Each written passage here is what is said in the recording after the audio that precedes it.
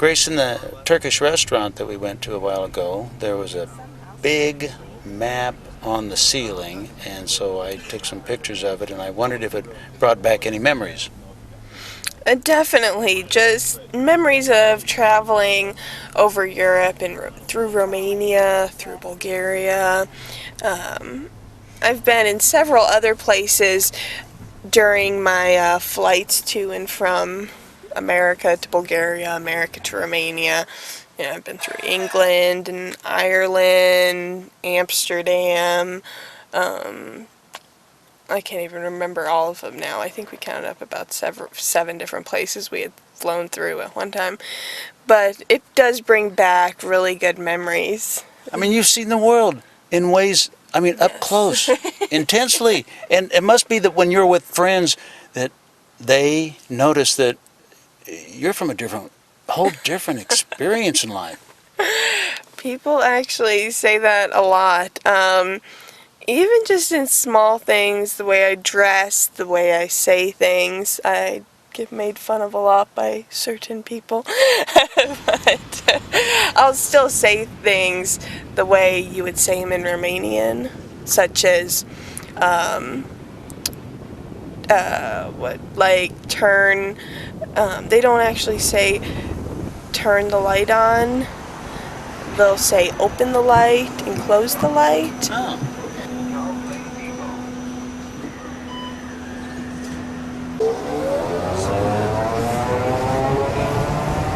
And sometimes I'll say that. That's great. Just different little things like that. Sometimes I'll say them wrong and then catch myself before I repeat it. Oh, that's good, man. That's good. Now, Grace, I'm going to let this video run in the background here, and people will hear. And I want you to tell us, what are we looking at? We are looking at, these are all the kebabs, which are shish kebabs. We've got chicken kebab and lamb kebab. Then they also have the shaved meat that you see there is a mixture of lamb and beef. And they put a bunch of pieces, I think you said you've seen this before, they have like a spear, and they put a bunch of pieces of meat on this spear. And then they have this kind of like a half tube circling it that gets warm and cooks the meat. And they twist this meat around to get it cooked, and then they cut it off in these long pieces that you see that look shaved here. They'll cut it off the side. So they cut the meat off the side, and they'll just cut it as you see in these really thin pieces. They have a really sharp knife, and they'll just cut it off in these really thin pieces. Now, this was actually a platter, but what they'll also do with these is make doners, which are like a Greek gyro. Yes. And they would use this kind of meat for doner, which is the Turkish version. Let's see, what else do we have here?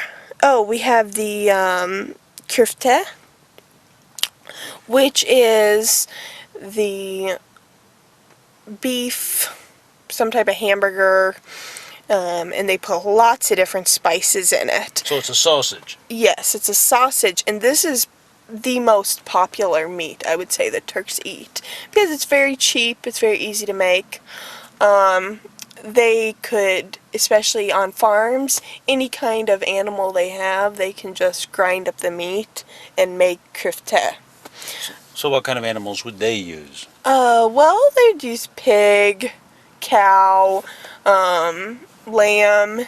Now, once you get into the poorer communities, you might see them using donkey or horse. So donkey and horse sausage. Yes. Now, I've never tried it, but some of my brothers have told me it's very tasty. Not something I really want to do in my lifetime, is taste a donkey. It just doesn't sound right. No. So that's really popular, and with any of this meat, they usually will dip it in the white sauce that you see in the middle, which is a mixture of yogurt, cucumbers, so we're back to yogurt. mint, meat. Yes. They love drizzling that over the meat or dipping the meat in it. Then you've got some rice on the side. Just plain rice is very popular in the Turkish culture. Rice is really popular in so many countries. It is. It's a really cheap side dish, but if it's made good, it goes with anything, really. Just about anything you can eat with rice. Do you have any weird memories of rice?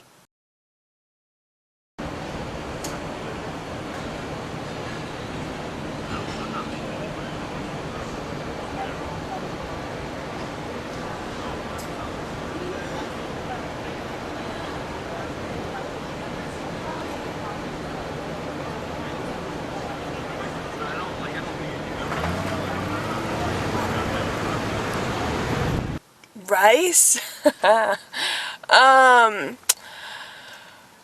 Like how it was made, or Like times when it was served to you a certain way that you weren't quite ready for?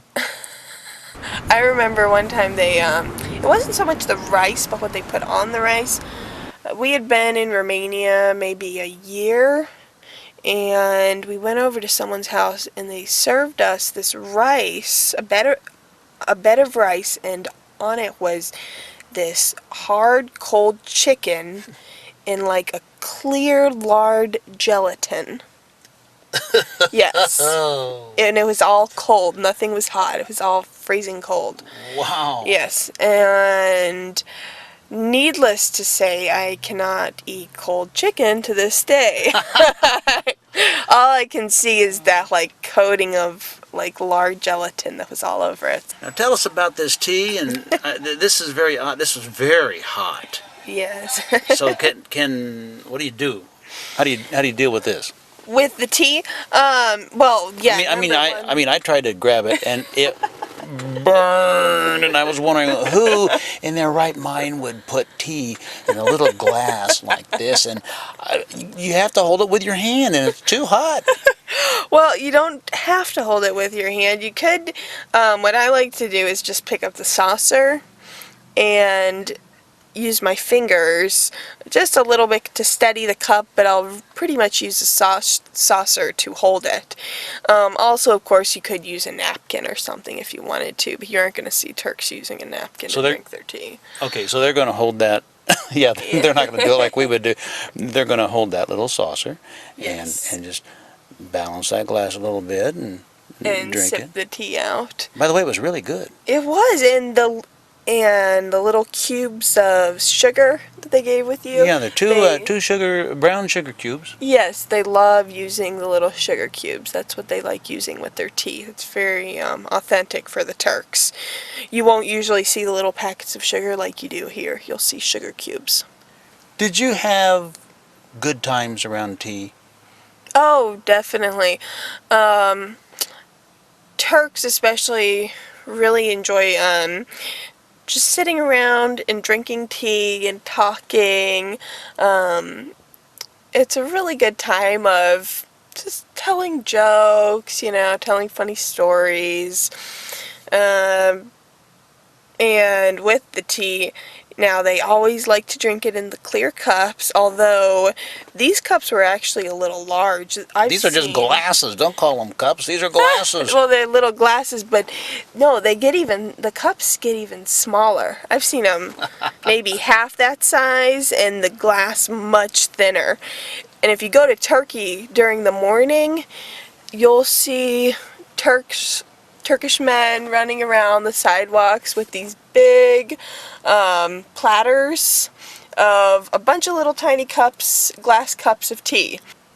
And you'll see them all over the town running around selling them to people on the streets. It's very common. Just a couple gulps?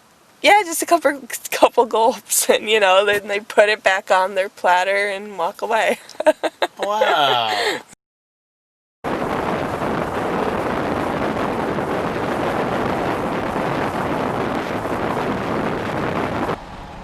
One joke that I remember my friends telling when I was younger, and I never really understood the humor in it, but I remember people just busting out laughing around me. They tell this joke about this woman who would get up every day and talk to her best friend.